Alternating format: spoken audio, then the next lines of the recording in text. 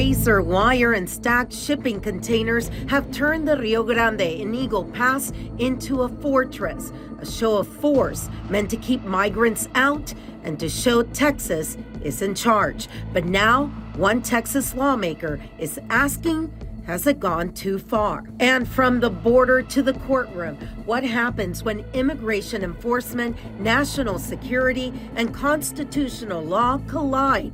As the National Guard deploys on U.S. soil, many are asking, are we protecting our borders or redefining the role of the military at home?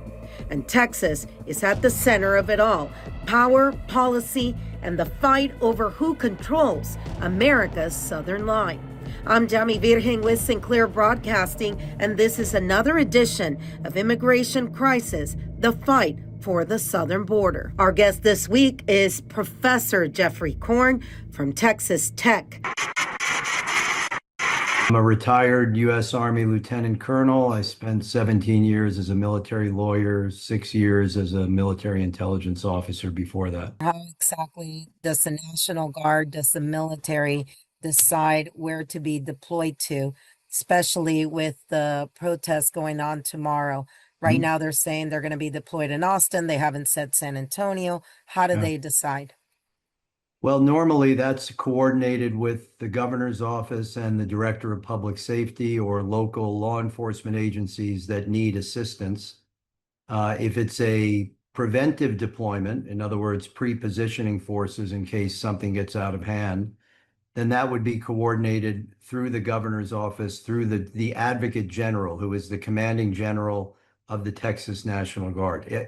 One thing's for sure, it's not a military officer doing this on their own. This is all going to be coordinated as part of a joint law enforcement, crowd control, or public safety plan that would be prepared ahead of time. And then what would happen is the advocate general, who's the commander of the Texas Guard, would go to his operational officers and logistics officers, and they would then come up with what military people call the scheme of maneuver to implement the course of action to make sure that you had the right forces at the right place at the right time.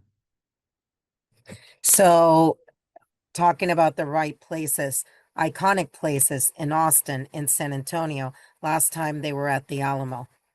Why are those picked? I know why, but if you could expand on it. Well, that's an intelligence function. That's trying to predict where flashpoints will most likely, where there's a highest risk of a flashpoint. I mean, ideally, if you're going to deploy National Guard forces, they're going to be bored because you're going to have peaceful protest or demonstrations, which is a right protected under the First Amendment, the freedom of assembly, the freedom to petition government with your grievances. There's no right to engage in criminal activity. There's no right to attack government agents. There's no right to vandalize or deface public or private property. So hopefully these are just preventive measures to be at the right place at the right time in the event there's a problem. And there has to be some prediction going on of where that's most likely to occur. And that's probably where you would pre-position forces and also have a capability to move them rapidly to other areas if need be. How is this any different than what they normally do? Because we're talking about staging in country, not in a war zone. Well, this is a key mission of the National Guard. The National Guard is different than those soldiers at Fort Hood or out in El Paso at Fort Bliss or in Joint Base San Antonio, the active duty forces. Those forces don't have a significant public safety mission domestically. They can be called upon in an emergency by the president invoking certain statutory authorities. But the norm is that if there is a need to supplement civilian law enforcement capability for some type of domestic disturbance or domestic disaster, then the first choice is to call on the National Guard. That's part of their mission. So you say, well, it's not like they're deploying to another country. they also have that mission. They're different than active duty forces. They train for a domestic mission, and many of them enlist in the National Guard because they feel a pride in being able to support the governor and the state to protect the health, safety, and welfare of the citizens of the state of Texas, or when called upon to help other governors in other states to do that. So there's nothing really unusual about preparing for potential civil disturbance with the National Guard. And I know that's controversial. But you'd rather be prepared and not need to use the capability than unprepared and need to use it. Think of January 6th, right? We would have been much better off if the Guard had been pre-positioned and prepared to respond to that than having to respond after the fact. So I think citizens who are involved in lawful, peaceful demonstrations ought to acknowledge that there is a logical reason why you might see some forces in a staging area, and don't assume that it's calculated to be provocative. Let me ask you, and now I'm going to continue with the stuff from my podcast. So, Cliff, you're done. Let me ask you what we're seeing right now happening with the National Guard going to Chicago, going to Oregon, to Portland to support the mission of the Department of Homeland Security. Yeah. Talk to me about that, because I mean, Yeah. we've seen the reaction people are having to this. Yeah. So this is this is unprecedented. It's not unprecedented that National Guard units from one state will go to another state to help out, right? But that historically has been at the request of the other state. So, for example, if there's a tornado that rips through Oklahoma and you need National Guard forces to support a curfew, the governor of Oklahoma might go to the governor of Texas and say, we could really use help. And there are all sorts of pre-existing agreements for mutual support. What's unprecedented is that the president has taken control of the National Guard under a statute that allows the president to call the Guard into federal service when there's a rebellion against the United States, or there is a threat to the ability of the United States to execute the law. So the president has said that he thinks we're at that point. So he calls the National Guard into service. And instead of getting into a dispute with the governor of Illinois, who will say, I don't want you to take my National Guard, and face that legal challenge, he goes to a willing governor who says, I'm willing to let you use our National Guard for this mission. And so they're being deployed into another state under federal authority. It's not like Governor Abbott is directing the deployment. He's essentially giving the National Guard up to the president so the president can order their deployment to support the Department of Homeland Security. And because it's unprecedented, it's presenting real challenges for the courts that are responding to the governors of the unwilling states challenging the invocation. And what they're really challenging is the credibility of the president's assertion that the situation in those cities is of such dire levels that it's overwhelmed law enforcement capability and necessitates use of military capability. It's a very complicated issue, but it's something we've never seen before. And, you know, I'll give the administration credit. They're definitely creative in figuring out ways how to get a legal theory to get these forces from another state into Illinois, into Oregon. But there is, you know, I think if what's good for the goose has to be good for the gander. So I think people in Texas ought to imagine 5 years from now, when maybe there's a different president in the White House who wants to do something in Texas with the National Guard that the governor doesn't want to do. And so he goes to the state of New York or the state of California, and they say, you can send our National Guard to Texas. And suddenly we have, against the will of the governor and the legislature, National Guard forces being deployed. I think there would be outrage in Austin over this, and I think it would be perceived as a breach of Texas sovereignty. And that's what these governors in these other states are essentially arguing. It's very complicated. But I do want to emphasize one point. Directing your anger or your discontent with this at the members of the National Guard who are doing their duty and obeying their orders, they don't pick their missions, to me is really scurrilous. direct your opposition to the government authorities that are making these decisions, but don't make them the target of your anger because they're not the ones who are choosing to deploy on these missions. How difficult is it right now, do you think, for some, especially when you're moving the National Guard? And now we're hearing that they're moving Portland or Oregon National Guard down here to help with the border, and we're sending people up there to help with crime. I mean, it just doesn't make any sense. Well, the decisions to send the decision to send Texas Guard to Illinois and California Guard to Oregon makes a lot of sense when you recognize that the president was blocked in federalizing the National Guard of those states by judicial decisions. So you have a court order that says we're not going to let you call the Illinois National Guard or the Oregon National Guard into service.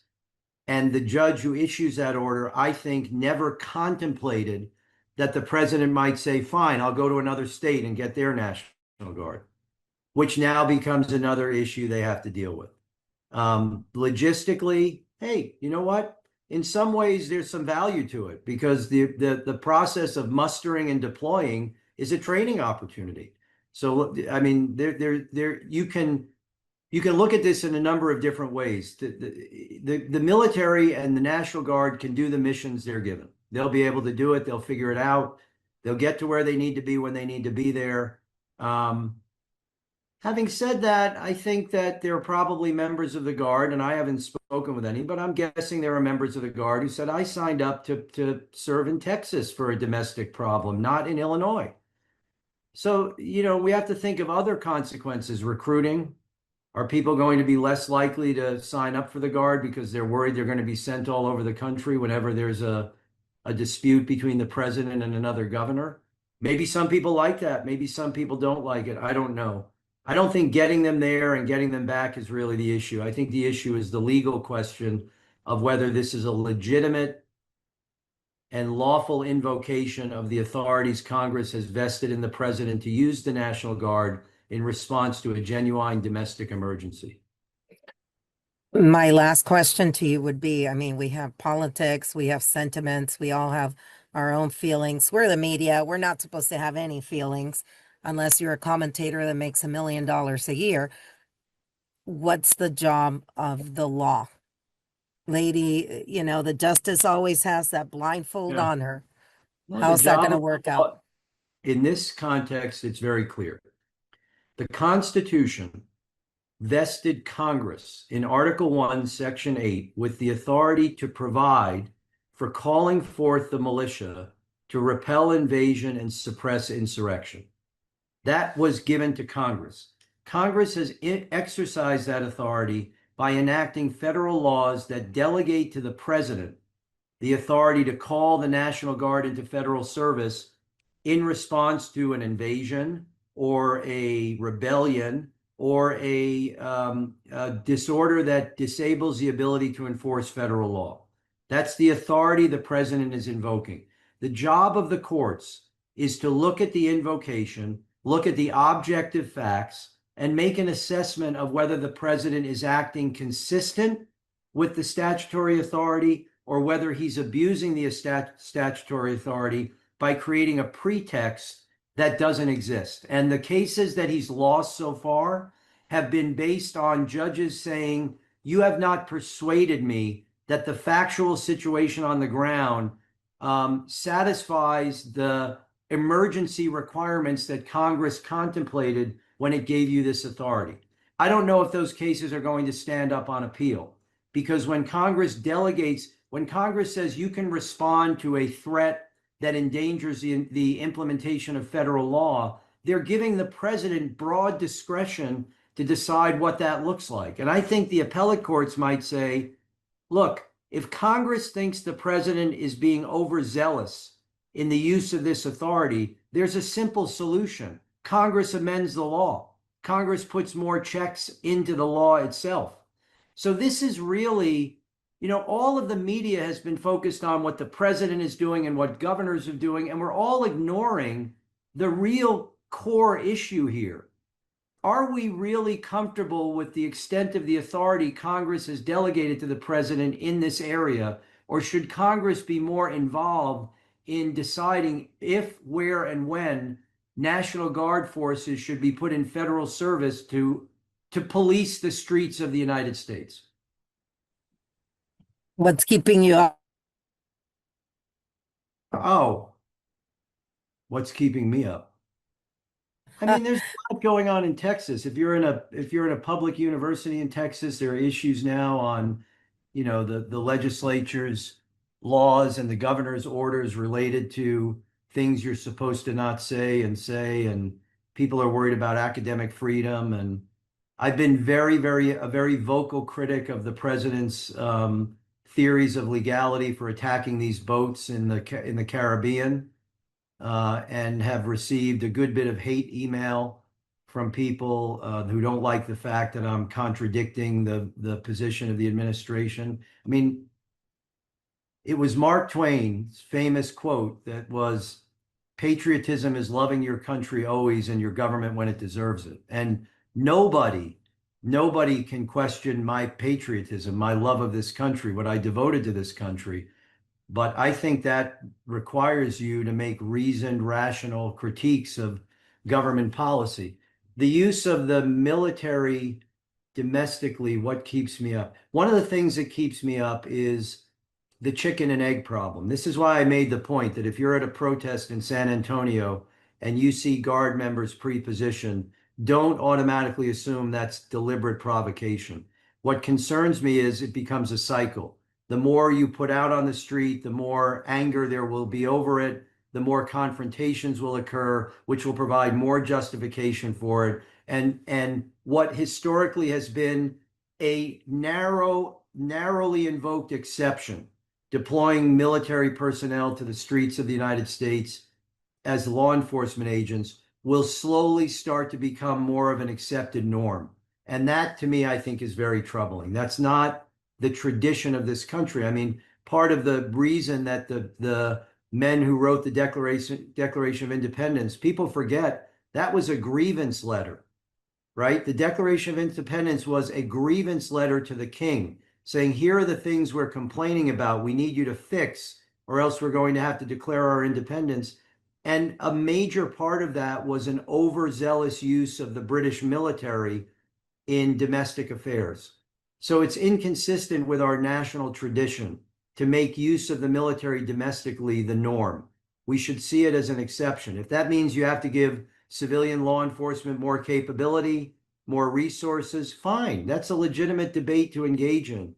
And that worries me a little bit, that as I've said a couple of times, you start to get the sense that the military has become one of the administration's favorite tools in the toolbox. And when your favorite tool is a hammer, guess what? Every problem starts looking like a nail. Well, I want to thank you. Thank you so much for doing this. And I know you talked real quick about the operations that they're doing right now in the Caribbean. Can I ask you before we end the conversation, the intelligence that's needed to determine that a boat that's out in the Caribbean, it's not fishermen, it's No, not it's beyond migrants. it's beyond that. It's the predicate issue, the initial question is it legitimate for the United States to say that the activities of a drug syndicate are an armed attack on the nation? And the government's theory, the administration's theory has been to analogize Tren de la Agua as to Al Qaeda because of the harm caused by drugs being smuggled into the United States. Now, I am not in any way underestimating that harm. I think they're a terrible group. I'm glad they've been designated a foreign terrorist organization.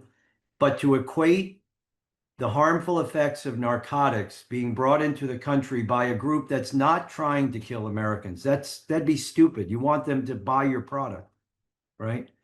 To Al Qaeda that had the intent of killing and destroying Americans, to me is an invalid analogy. I don't think we're in common sense terms, I don't think it's legitimate to say we're at war with a drug cartel. We should be using law enforcement capabilities. We should never be even asking, are the members of that boat enemy belligerents or fishermen? We should be saying they're drug couriers. Let's interdict the boat, seize the narcotics, arrest the occupants, and bring them to justice. What we've been doing in the Caribbean for 30 years. If you want to read my thoughts on this, you can Google today. I have a post on, it's on a website called War on the Rocks. So just War on the Rocks in my name, and you'll get my analysis of this.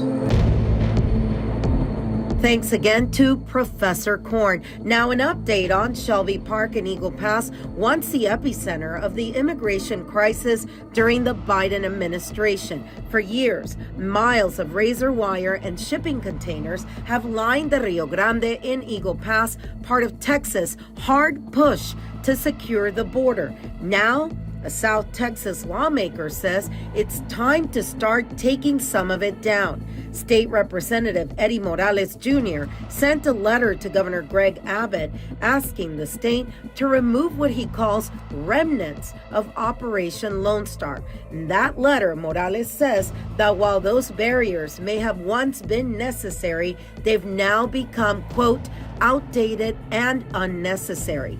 It all started when the city of Eagle Pass and Texas Department of Transportation engineers tried to inspect the international bridges in that city, but couldn't get to the pillars because of the razor wire and thick brush. The Eagle Pass Fire Department had to take them all by boat just to get the job done. That moment, Morales said, highlighted a bigger issue that it's time to restore a sense of normalcy for the people who live along the border. He's also calling on the governor to reopen the river access points and bring Eagle Pass and Shelby Park back to their community. Morales reminds the governor he actually supported Operation Lone Star when it began, when migrant crossings were surging, but says things are different now.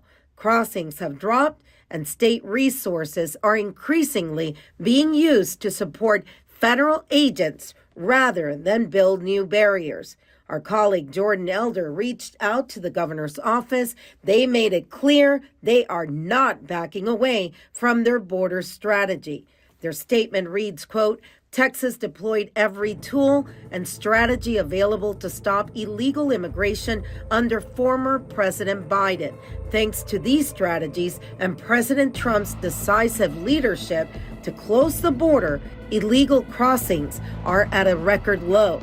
Texas will not relent in its mission to secure the border and protect Texans and Americans, end quote. That's all for this week's segment of Immigration Crisis, the Fight for the Southern Border. I'm Yami Virgin in San Antonio, Texas, for Sinclair Broadcasting, where we continue to be the eyes and ears of the southern border. Until next time.